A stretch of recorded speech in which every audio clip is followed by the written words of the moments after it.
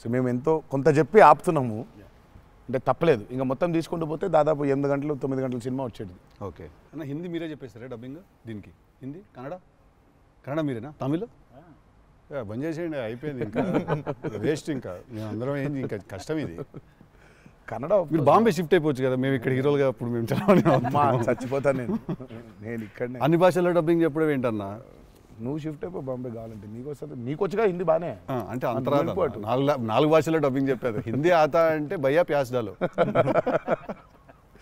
నేను ఇంకానే అక్కడికి వెళ్ళిపోయి ఇదరా అయ్యే హిందీ అనుకున్నా. Professionally, what is your biggest fear, sir? Of course, I might not be able to make a great film, cinema success అవుతుందా లేదా, but as an artist personally. నేను అసలు తాడు బొంగరం లేనిలా బతుకుతాను నేను. నాకు అంత పెద్ద ఫీర్ ఏ ఉంది.